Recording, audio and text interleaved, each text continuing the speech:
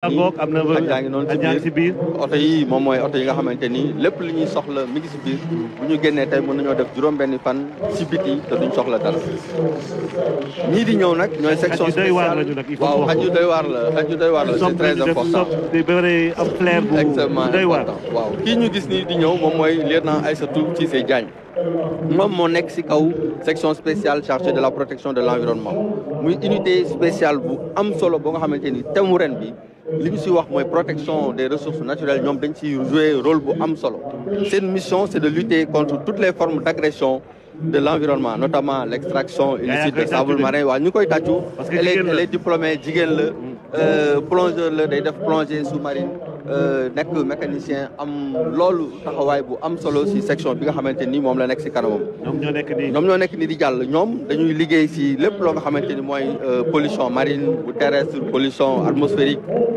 pêche à l'explosif boo xoolee aujourd'hui lépp loo nga xamante ni day dugg si géej gi waaw actuellement nii il défile avec des vedettes d'intervention rapide de 300 et 600 chevaux qui sont longues de 7 et de 9 mètres pour l'action en fluvio-maritime mais aussi en milieu fluvio-maritime mais aussi la section dispose d'une équipe NRBC boo xoolee mooy ñi nga xamante ni ñoom ñooy intervenir ci lépp luy produit chimique produit NRBC composé de personnel chimiste de physiciens aussi qui interviennent particulièrement dans des zones contaminées ou présentant des risques ou menaces NRBC à l'image des sites clandestins d'orpaillage traditionnel. mais nag dañuy wax da ngeen di nëbbatu parce que lii. waaw lii am na solo ay mbir yu bees la am na solo lii moo leen di permettre ñu mën a intervenir ci zone bi nga xamante ni dañ ko contaminé wala yu mel noonu. moto yi nag moto yi ñoom noo ñuy permettre ñu mën a def la surveillance des plages moom la ñuy wax les quads donc littoral bi yëpp moto yu mel nii lañ fa yore pour mën a def des patrouilles parce que suuf si dafay bari donc c'est pas adéquat ñu yóbbu fa ay oto donc loolu moo tax.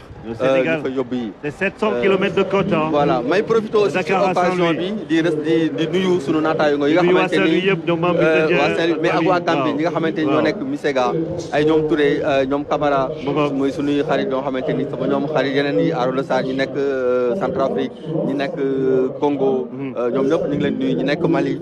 donc c'est l'occasion vraiment pour di leen xalaat bu baax xam naa ne ñoom aussi ñu ngi ñuy seetaan di bëggee ak ñun ci li nga xamante ni mooy suñu fête nationale.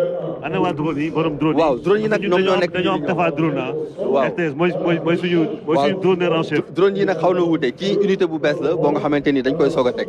l'escadrille de drones d'appui de la gendarmerie est une nouvelle unité. De la Légion de gendarmerie de l'air et des transports aériens. Il est placé sous les ordres du capitaine Medoune Ndiaye. Elle est rattachée à la section aérienne de la gendarmerie nationale et est compétente sur toute l'étendue du territoire. Donc ñoom fépp ci Sénégal la ñu mën a dem.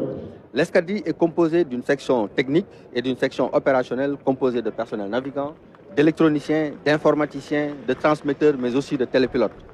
Elle a pour mission de soutenir les unités engagées au sol, non seulement dans la recherche du renseignement, mais aussi dans l'appui feu, notamment dans la saturation en grenade des zones tenues par les manifestants à partir de la 3e dimension.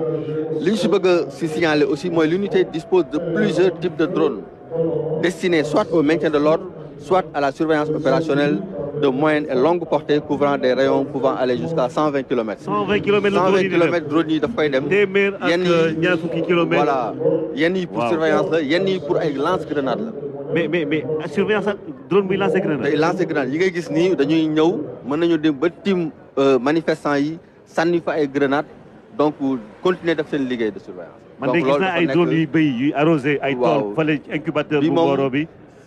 ak professeur Aïssatou Sow Sall. waaye drone buy sànni grenade moom waaw lii ñoom dañuy sànni ay grenade yi mu nekk unité bu bees tàq. boo xamante ni ngeen di nëbb bëri na lool. waaw loolu du nëbbatu mais lu nekk ak waxtu bi mu war a génne. donc en tout cas ñi ngi remercier le haut commandement si liggéey bi nga xamante ni mi ngi koy def pour accompagner les personnels si liggéey bi ñu leen dénk di leen ko yombalal. di leen ko yombalal di leen jox les moyens qu'il faut di ko moderniser nag aussi. dañoo bëri sax je vois les yeux de Moustapha Ndiaye. qui te scintiller ah. waaw parce que lui il aime tellement les drones mais. des drones d'une telle capacité. amaguñu ko quand même am na si 10 unités yoo nga xamante ni benn bu si nekk dafa autonome. mais lii dafa laaj formation il faut nga insister si loolu parce que lii capital ay nit ñoo koy doxal. formation lépp loo fi gis ay nit ñoo koy doxal. boo xoolee seen biir am na ay personnel navigant am na ay électroniciens am na ay informaticiens am na ay transmetteurs mais aussi des télépilotes. et ça c'est important ñii nag ñoom ñooy détachement sécurité routière mooy ñoom capitaine Malick Faye moo nekk seen kanam Cette unité est destinée à préparer les personnels spécialisés dans la gestion de la sécurité routière. Ils sont implantés à la caserne générale Wali Faye de Mbao et le centre va accueillir des personnels civils comme militaires, nationaux comme étrangers, désireux d'être formés à la conduite automobile, à la conduite motocyclette, mais aussi à la sécurité routière. Donc sa mission consiste à promouvoir la sécurité des personnes et des biens sur les axes routiers, de protéger les infrastructures et les moyens de transport et de limiter les risques d'accidents sur la circulation routière. Ils sont sur l'autoroute, ils sont il y a une bonne politique de sécurité routière. Commandement bi créé ay brigades routières yu bare yóbbu leen ci dëkk yi parce que tali bi bëri na ay victimes ñu def naka sul noonu donc commandement bi créé les brigades routières créé unité yi donc pour renforcer leen ci li nga xamante ni mooy formation boobu. Bataillon de transmission aujourd'hui, lieutenant-colonel Sékou Keïta, je passe la main au colonel Koulibaly. Oui, Moussa, directeur de la DIRPA. Commence donc le défilé militaire, le défilé donc des unités des armées. Donc le bataillon des transmissions, donc c'est l'unité qui est chargée en fait d'assurer les communications au sein des armées. Ils sont en même temps chargés de tout ce qui est informatique au sein des armées. Donc le détachement qui passe effectivement aux ordres du chef de corps du bataillon de transmission. Il appuie parmi ses missions donc il appuie le commandement.